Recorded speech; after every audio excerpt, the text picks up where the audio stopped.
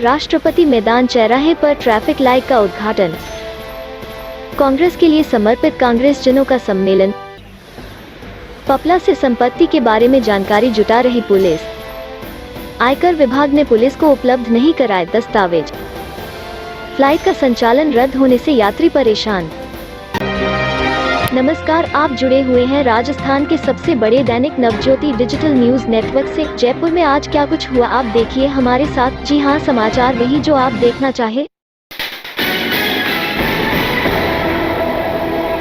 जयपुर में शास्त्री नगर स्थित राष्ट्रपति मैदान चौराहे पर ट्रैफिक लाइट का रविवार को मुख्य सचेतक डॉक्टर महेश जोशी और परिवहन मंत्री प्रताप सिंह खाचरियावास ने उद्घाटन किया। उद्घाटन समारोह में दोनों नेताओं का नागरिक अभिनंदन किया गया। इस दौरान उन्होंने कहा कि इस चौराहे पर सड़क सुरक्षा और सुगम यातायात के लिए ट्रैफिक सिग्नल की अत्यधिक आवश्यकता थी। लंबे समय से की जा रही इस मांग को पूरा कर दिया गया है। इस दौरान उन्होंने लोगों से ट्रैफिक नियमों की पालना करने की अपील की।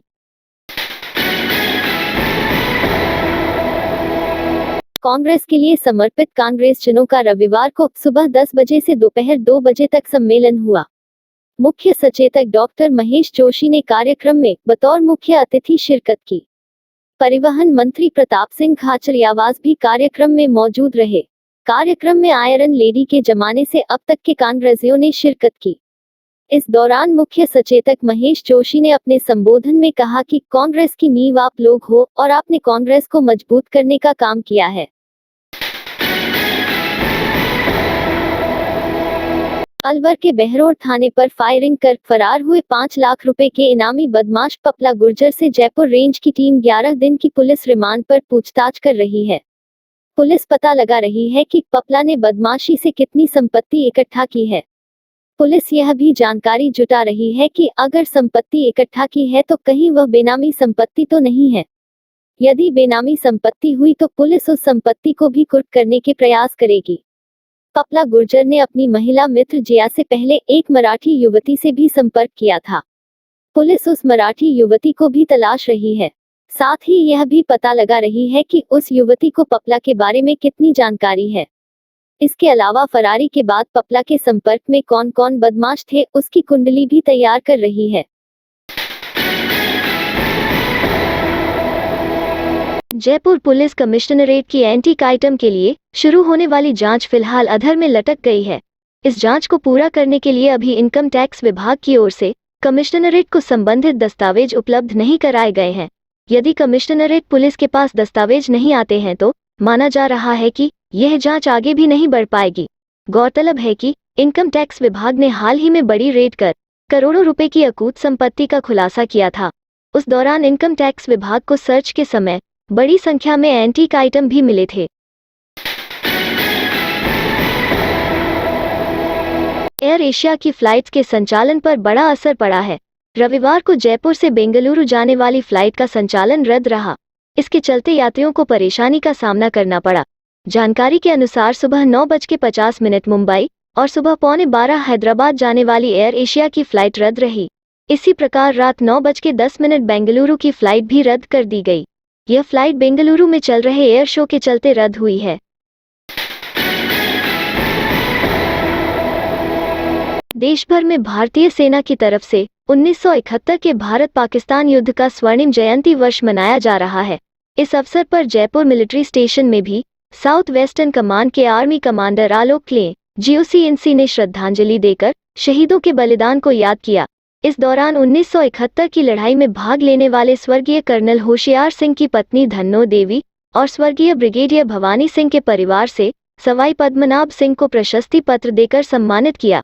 इस आयोजन को लेकर सेना की तरफ से देश भर में मशाल रैली भी निकाली जा रही है।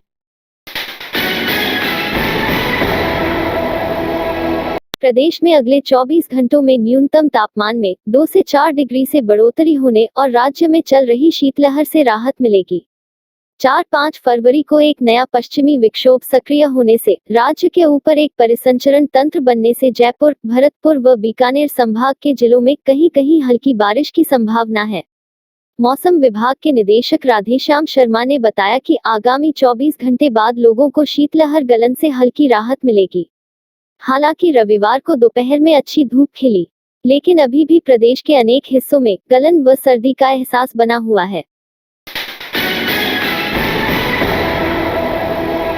संयुक्त परिवार का महत्व बताकर परिवारों को जुड़कर रहने का संदेश देने वाली राजस्थानी फिल्म रघुपति राघव राजा राम के पोस्टर का विमोचन रविवार को जयपुर में हुआ। इस फिल्म में राजस्थानी कॉमेडियन पन्यास ऐप अपनी हास्य की अदाओं से सबको गुदगुदाएंगे। फिल्म के गीत इकराम राजस्थानी ने लिखे हैं। यह फिल्म परिवारों को एक साथ रहने के लिए प्रेरित करेगी।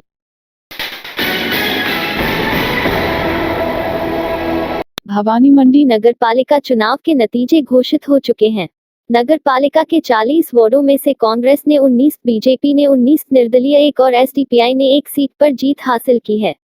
ऐसे में अब यहां पर निर्दलीय प्रत्याशी और अन्य के हाथ में सत्ता की चाबी है। अब दोनों ही पार्टियां इन प्रत्याशियों को अपनी ओर करने की कोशिशों में जुट गई है।